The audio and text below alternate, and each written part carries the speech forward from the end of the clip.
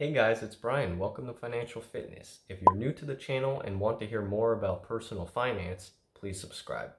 In this video, I'll be talking about credit cards and debit cards, along with their pros and cons to explain which is better overall. Let's get right into it. Both types of cards are typically linked to your checking account in some way, but where they differ is how you might spend on each and the benefits that each provides. There are also some aspects that may give you some issues with each too, which I'll talk about. Debit cards are fairly simple. They're linked to your checking account, so however much money you have in your checking account is all you can spend.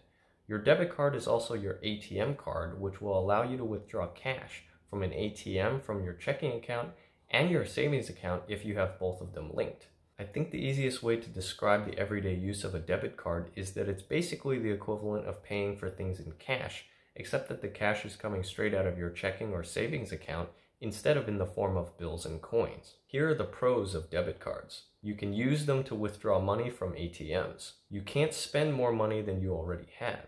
Decent for small purchases under $100. No annual fees, though debit cards are tied to checking accounts that may have fees depending on the amount you keep in the account all the time or the amount of direct deposits from paychecks that get deposited into the account each month or every other week. Avoids debt but limited funds and flexibility. No bill to pay every month. The list of pros is short and straightforward for debit cards. As far as using it for purchases, swiping your debit card is like paying in cash. Debit cards themselves don't have a fee associated with them, but the checking account they are tied to might. So the pros stop there and the cons have a bigger impact for debit cards. Here are some of the cons. Incur other fees like overdraft fees if you charge more than what is available in your account. Lack of rewards, perks, and discounts like credit cards might offer. Bad for bigger purchases. Offers no purchase protection since money is withdrawn from your account to pay for purchases immediately. Hard to use them for booking certain things like hotel rooms and car rentals, where there will be a certain amount withheld from your bank account until the charge settles at the end of your hotel stay or car rental period. It can potentially deplete your bank account for a short period of time, where you can run into a cash flow problem. More difficult to deal with potential identity theft situations and dealing with returning money that may have been used for fraudulent purchases. The overdraft fee and general cash flow of money that goes in and out of your checking account because of your debit card purchases is the main drawback to using a debit card for any purchases. When I mentioned in the pros that debit cards are okay for small purchases, this is because anything much larger can have bigger impacts like lack of purchase protection in the cases of fraud or identity theft, since the money comes right out of your checking account. It takes longer to investigate any fraud claims and return any money that was spent due to fraudulent purchases. This potentially can amplify the impact and cause overdraft fees when not enough money is in your account after several purchases, especially unexpected fraudulent ones. Overdraft fees are charged when either a payment or withdrawal exceeds the amount of cash in the checking account.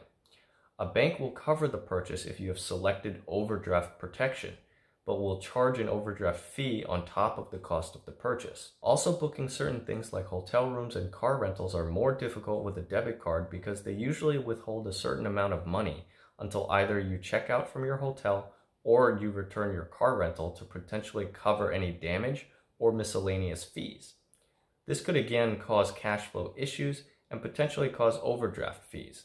And lastly, for debit cards, there are no perks, discounts, or rewards points like there are for many credit cards. You can only spend what you have in your checking account and you don't get any other benefits to speak of, except that you don't have to carry as much cash with you or pay off a bill at the end of the month. A credit card is where a bank lends you money with a specified credit limit or credit line based on your credit score for your purchases instead of the money coming directly out of your checking account like a debit card. You then have a bill at the end of each month based on how much you spend, and your bill cycle will vary. So for example, your bill cycle could end on the 10th of every month or the 21st of every month.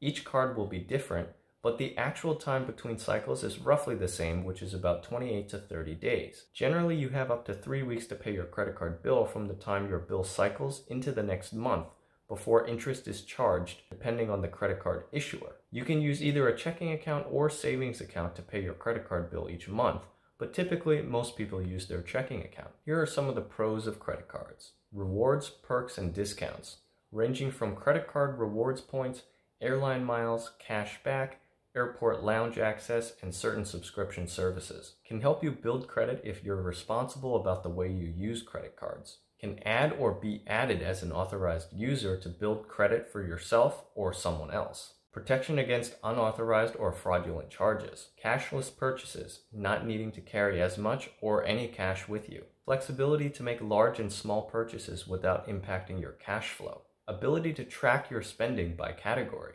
Credit cards can be a powerful tool for your spending to provide great benefits for travel, discounts on certain services, and rewards points that can be used on gift cards, among other things. But they can also cause you to be in debt too if you spend more than you have in cash. They offer purchase protection against fraudulent charges as well, since you are borrowing money through a credit line by using a credit card for purchases. You also have the ability to easily track your spending on a credit card. Often you can view your monthly bill broken out by category, which can help you with reviewing and maintaining your budget. If you're young and you're not at the point where you have a credit score yet, being added as an authorized user, like for example on your parents' credit card, can help you build some type of credit score before you open your own credit card. Assuming your parents or whoever is adding you as an authorized user to their card are fairly responsible in paying their credit card bill each month, your credit score should reflect their credit score in about 4 to 6 months. Being added as an authorized user allows you to make purchases on that credit card, but the person that added you as an authorized user is responsible for the charges on the credit card and the bill that comes with it at the end of each month. If you're wondering how credit scores are calculated, check out my video on how credit scores work, which I'll link at the end of the video and as a pinned comment. If used wisely as if it was a debit card where you don't spend more than the cash that you have in your checking or savings account and pay off your bill each month, this will help you build credit while not paying any interest on your purchases and allow you to accumulate rewards points, cash back, or airline miles, and other perks. Here are some of the cons of credit cards. Potentially spending beyond your means and overspending. Interest accumulation if you overspend. Annual fees sometimes. Remembering to pay your credit card bill every month. Redeeming rewards can sometimes be convoluted and occasionally can push you towards gift cards or other types of perks that you might not normally use. There are only a few cons of credit cards, and largely most of them can be avoided. Interest accumulation on top of your monthly balance only happens when you overspend beyond what your cash flow allows. So if you only have $4,000 a month in net income, but you spend $5,000 on your credit card, you'll have a balance that carries over into the next month, which will start to accumulate interest unless you pay it off. If you don't overspend and you use your credit card like a debit card based on how much you have in your bank account, you'll avoid interest and overspending, which are the two biggest cons of credit cards. As far as annual fees, if that's a concern for you depending on what type of rewards and benefits you want from the card, there are plenty of no-fee credit cards available. They generally don't have some of the additional benefits of a credit card with an annual fee, but they're usually not that far off. Remembering to pay your credit card bill every month is something to point out, because this is not something you need to do with a debit card.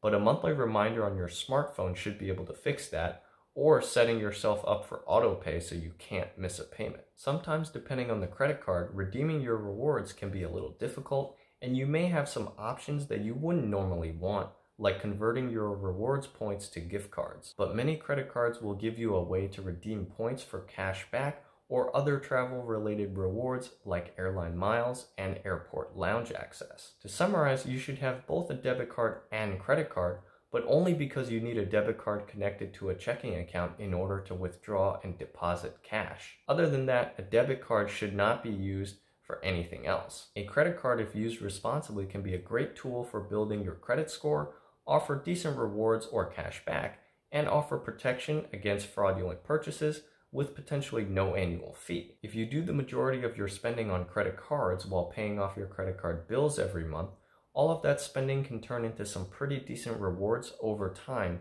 based on the credit cards that fit your needs. Thanks so much for watching. I hope you liked this video and found it insightful. Click the like button if you did, and please subscribe if you haven't already. Click the notification bell so you can see when I post videos next. Feel free to leave comments, questions, and any topics you might want to hear about in future videos to get on track to being financially fit. See you in the next video.